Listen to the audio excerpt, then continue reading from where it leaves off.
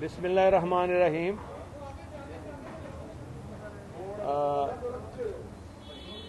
आपको पता ही है शेख रशीद साहब अपने घर में खड़े हैं और ये उनका अपना घर है। और चौधरी शुजात साहब का के हवाले से फ़ोन पे भी पूछते रहे हैं, वैसे भी मेरी बात हुई है और ख़ास तौर पे आज उनकी खैरियत दरियाफ़्त करने के हवाले से तशरीफ़ लाए हैं। तो अल्हम्दुलिल्लाह अब बेहतरी की तरफ जा रही है उनकी तबीयत और दुआ करें अल्लाह ताला जल्द वो घर आ जाएं। अभी कुछ दिन वहाँ रहना पड़ेगा तो इंशाअल्लाह, लेकिन बेहतरी की तरफ अब सिलसिला चल निकला है। तो मैं शेख साहब का शुक्रिया अदा करता हूँ कि काफ़ी फ़िक्रमंदी थी इनको और मैंने पूरी डिटेल से इनको सारी जो हेल्थ कंडीशन है वो भी मैंने बताई है। बाकी पिछले दिनों ख़ास तौर पे जो पंजाब असम्बली ने किसानों के हवाले से जो कमेटी का फ़ैसला था, एग्रीकल्चर कमेटी का, उसको यूनानिमस एंडोर्स किया। इसलिए कि मुझे अच्छी तरह याद है जब मैं चीफ मिनिस्टर था तो 87% जो लैंड होल्डिंग है 12.5 एकड़ से नीचे है और 68% हमारी पॉपुलेशन जो है वो देहाती है। और ज़रूरत इस बात की थी कि हमारे अपने किसान को सही प्राइस मिले, जबकि हम 2400 और 2500 यूक्रेन और रूस के किसान को दे रहे हैं, तो अपने किसान को देने में क्या हर्ज है? क्या उनको एहसास प्रोग्राम पे चलाना है अपने किसान को? और इसीलिए हमने ये असम्बली के अंदर पास किया और सिंध ने फॉलो किया, सिंध ने कर भी दिया। तो 18वीं तरमीम के बाद ये है ही सूबे के पास, वफाक के पास नहीं है। इसलिए हमने किया और यूनानिमस फैसला था पूरे हाउस का। और हमने पंजाब हुकूमत को और चीफ सेक्रेटरी को लेटर भी लिख दिया है कि विद इन 15 डेज़ हमें वो रिपोर्ट करें कि उन्होंने अब तक क्या इम्प्लीमेंटेशन की है। क्योंकि देखें, जो किसान है हमारा, अगर वहाँ वो खुशहाल होता है तो उस रूरल एरिया में क्या हम चाह रहे हैं कि उनको भी बेकार किया जाए और वो शहरों का रुख करें? और अगर वहाँ उन्हें देखें, आप खुद अंदाज़ा करें कि उसने तालीम, उसने दवाई, उसने कोई शादी करनी, सारा कुछ 12.5 एकड़ से नीचे अगर इतनी बड़ी आबादी है तो उसकी तो कमाई ही है।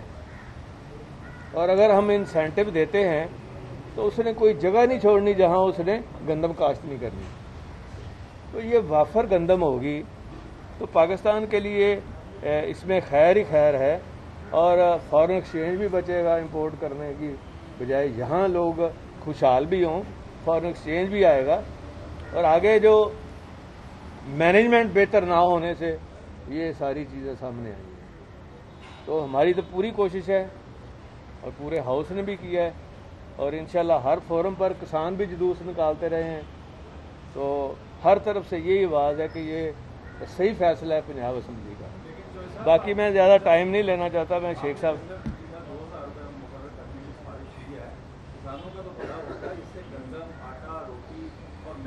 नहीं, बिल्कुल नहीं होंगी, इसलिए कि आपने जो सब्सिडी देनी है वो उससे 50% कम सब्सिडी आपको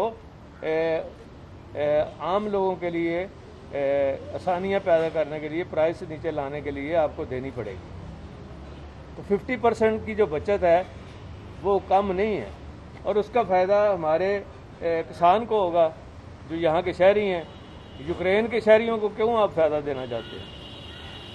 वफाक जो है, वफाक तो इसी पे लगा हुआ है। मेरा हाल शेख साहब की बात, वफाक इसी पे लगा हुआ है कि वही कीमत होगी जो सलाउद्दीन बस कर। बिस्मिल्लाहिर्रहमानिर्रहीम। चौधरी परवेज़ इलाही साहब भाइयों की जगह है। शुजात बड़ा भाई है। मेरा बचपन इस घर में गुजरा है सारा और मैंने सियासत की इब्तदा भी चौधरी ज़हूर इलाही साहब के साथ इसी घर से की। और एक बड़े बाप का बड़ा बेटा है चौधरी शुजात हुसैन, अल्लाह उसको नबी के सदक़े में सेहत दे। बाकी प्रेस कॉन्फ्रेंस तो मुझे आना चाहिए था मंडे के दिन, क्योंकि इनके चेहरे उतरे होंगे जब गिलगित बल्तिस्तान का नतीजा आएगा। फिर ये कहेंगे मारे गए, धांधली हो गई, वोट डब्बे बदले गए। पहली दफ़ा गिलगित बल्तिस्तान में ऐसे इलेक्शन होने जा रहे हैं जिसमें फ़ौज कोई रोल अदा नहीं कर रही और पुलिस जो है मुख्तलिफ सूबों की रोल अदा कर रही है। और मरियम साहबा ने जो बयान दिया है और जो नवाज शरीफ साहब का बयानिया है, इससे इमरान खान की हुकूमत को इस्तेकाम मिला है, ताकतवर हुई है, मजबूत हुई है, बेहतरी की तरफ है और स्ट्रॉन्ग हुई है, अगर इनके पास अकल है। अगर इनके पास अकल नहीं है तो फिर या फजलुर रहमान साहब से इसका दरस लें, because nobody can beat the experience. एक तरफ ये 11 मरतबा जनरल बाजवा का नाम लेते हैं, जनरल फैज़ का नाम लेते हैं और कल कहते हैं फौज इनको निकाले, फिर हमसे मुज़ाकरात के लिए तैयार है। वाह वाह, ये मुंह और मसूर की दाल। पहले आपका अंदिया यह है कि फौज सियासत में ना हो, और यही जनरल बाजवा कहता है कि पाक फौज हर उस हुकूमत के साथ खड़ी होगी जो मुंतखब हुकूमत होगी। ना इनके हाथ आसमान पे हैं, ना इनके पांव ज़मीन पे हैं। नून लीग के अंदर से प्रेशर है, नून लीग के अंदर से लोग ये समझते हैं कि जो हमारी पोजीशन है, हम इस तरह के बयानिए के साथ नहीं चल सकते। ये नहीं कि वो पीटीआई में आना चाह रहे हैं, पीटीआई में नहीं आना चाह रहे, लेकिन वो खुल के कह रहे हैं कि हम इस बयानिए के साथ नहीं हैं। और मैं जब रेलवे में बात करता हूं और उसकी डेट आप गलत दे रहे हैं, केसीआर की डेट 19 है, 16 नहीं है। दो बातें कह के सवाल फिर कल कर लेंगे रेलवे में। दो बातें कहना चाहता हूं। नंबर 1, पीपल्स पार्टी बेहतर खेली है नून लीग से। नंबर 2, नून लीग के अंदर से जो मैं कहता हूं दिसंबर से फरवरी तक, पहले तो फरवरी कहता था, अब 30 जनवरी में ही आ जाता हूं, आवाज उठने वाली है, उनके मेंबरों की आवाज उठने वाली है। वो इसके साथ नहीं चल सकते। और जब गिलगित बल्तिस्तान के भी एमएनए और सेनेटर होंगे, इस तरह बलूचिस्तान में भी होंगे, और नंबर 1 पे पीटीआई होगी, नंबर 2 पे पीपल्स पार्टी होगी, नंबर 3 पे आज़ाद होंगे, नंबर 4 पे एन होगी, मेरे अंदाजे के मुताबिक। ये ना होना कल ऐसा ही रिजल्ट निकल आ जाए, कहेंगे जी वो तो धांधली हो गई है, या आप कहें कि उसने ये कैसा कह दिया। सो मैं पीटीआई को कल अक्सरियत में देख रहा हूँ, मैं पीपल्स पार्टी को नंबर 2 पे देख रहा हूँ, आज़ाद को नंबर 3 पे देख रहा हूँ, और नून लीग को धचका लगेगा। और ये मुल्की सियासत में अगर इन्होंने अपना बयानिया न बदला और अकल के नाखिन ना लिए तो ये बंद गली में दाखिल हो चुके हैं। इस बंद गली में दाखिल होने, ये कहते हैं जी इंतखाब हो। जुल्फ़कार अली भुट्टो ने मुझे कहा, शेख रशीद 6-7 नवंबर 1968 को जुल्फ़कार अली भुट्टो ने मुझे कहा, शेख रशीद इंतखाबात मुल्क की बुनियादें हिला देते हैं। तीसरा साल हमें लग गया है जी, अगला साल इलेक्शन की तैयारियों का है। मार्च में सेनेट के इलेक्शन होने हैं और सेनेट के इलेक्शन के बाद इस मुल्क में इस्तेकाम और ज़्यादा आएगा। और जो लोग ये समझ रहे हैं, लास्ट जो बात मैं कहना चाहता हूँ, नून लीग पीडीएम की छतरी के नीचे मुज़ाकरात करने, डायलॉग करने जा रही है, जो अच्छी बात है। एक बात ख़त्म कर लेने दें। डायलॉग जो है, सियासतदान उनसे इनकार नहीं कर सकता। कल के बीबीसी के मरियम साहबा के इंटरव्यू के बाद अब वो पीडीएम के अंडर अम्ब्रेला डायलॉग की तरफ जाएंगे। डायलॉग एक अच्छी चीज़ है, मुल्क को बहरान से बचाना चाहिए, इकॉनमी के हालात ठीक नहीं है। और अगर कोई ये समझ रहा है, कल भी कहूँगा, कल भी 1 बजे कहूँगा, आज भी कह रहा हूँ, इमरान खान कहीं नहीं जा रहा, वो अपना टाइम पूरा करेगा। क्वेश्चन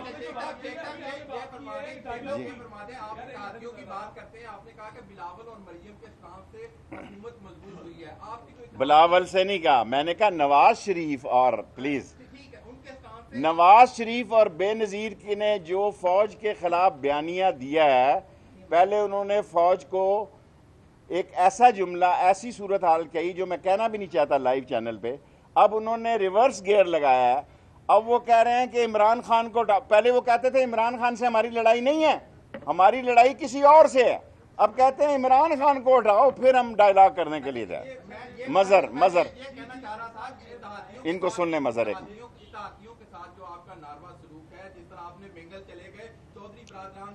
चौधरी बड़े लोग हैं, बड़े दिल के लोग हैं। ये चौधरी ज़हूर लाई और चौधरी मंजूर लाई की औलाद है। ये जब तक हैं, ये नवाज शरीफ की कोई बात नहीं चल सकती।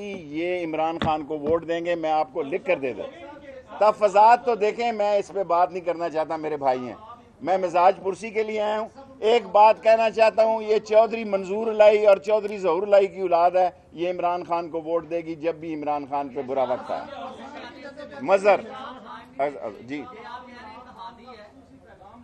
कोई पैगाम नहीं लाया। मेरा अपना घर है, मैं खुदा को गवाह बना के कहता हूँ। कल भी मैंने बात की परवेज लाई से, परसों भी की। मैं मंडे को आना चाहता था ताकि गिलगित के इलेक्शन हो चुके हैं। इन्होंने कहा आपका घर है, जब मर्जी आ जाओ। मैं आज ही आ गया। और मेरे साथ तहफ़्फ़ुज़ात तो कोई है ही नहीं है।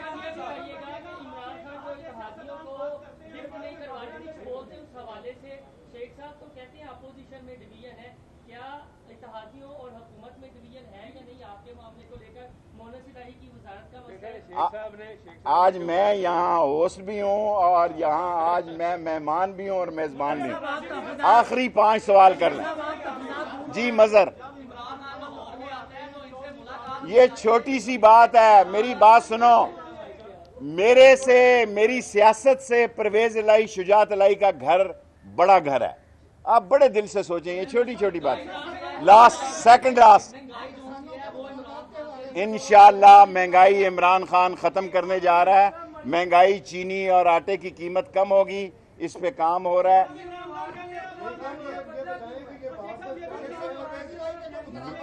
मरियम अभी दे मरियम नवाज ने अपना बयानिया इसलिए बदला है कि पहले देखे उनको गिलगित में अपना नतीजा नजर आ गया।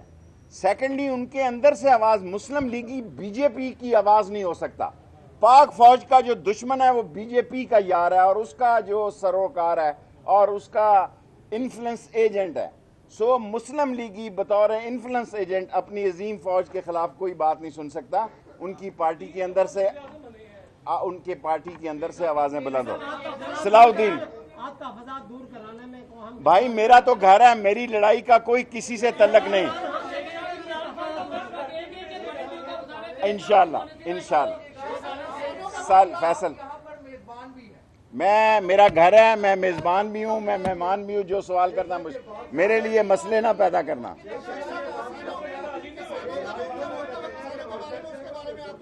जी सर, भाई इन्होंने क्या कह दिया, इधर से बात देखें।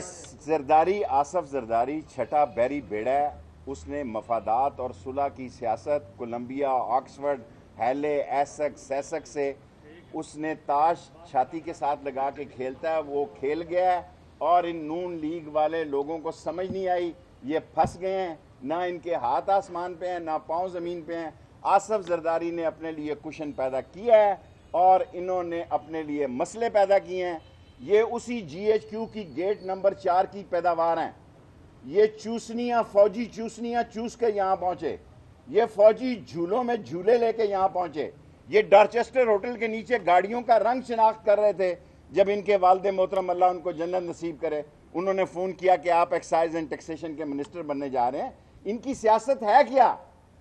फौज के गेट नंबर 4 से पहले अगर सारे लाहौर को चैलेंज है, एक इनकी खबर अखबार से निकाल के बताएं कि मोहम्मद नवाज शरीफ काउंसलर जाती उमरा ने यह बयान दिया है। Thank you very much.